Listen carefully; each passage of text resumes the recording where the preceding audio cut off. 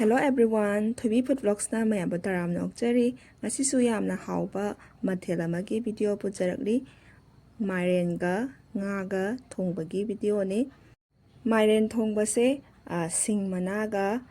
mayang ton ga walati mahau wali ko mayam maroi na mayang ton se.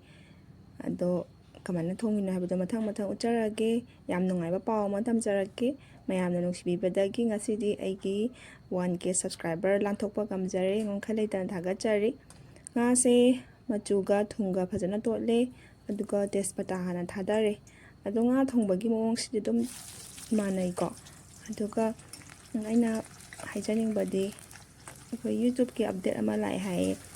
watch hour se 100 subscribers so watch hour se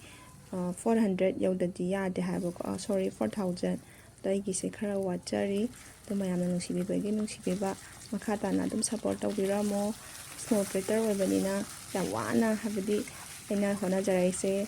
mamang je gi October daigi ne ba ko ado handak August sida 1K cross over ngame sumaina nga si hana phajana ngawbirani aduga masala hapchanjarai alode jira suba phadigo masuba loin hapchale duga mai je pingna laitharani sidaigidi aduga mulakpa tanjaduda mahi oina hapchalage mahi se loin sure thum machu dagi hari bob so hapchale tilo hingba kharaga mahi saugalakpa tanjaduda ngasai gi mairen singdo loina hapchalase sidagidi kaimta lengdabida thambiradoini sumaina mahi se khara di hapchanbiba yai sumaina aduga kitang ukhaibire mahi se pungkang gangakpa tanja sidaina pamjaba changi mahi hape sing mana duso hapaurase sida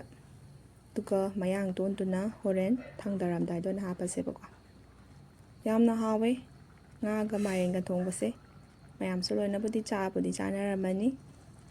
mayang ton hapado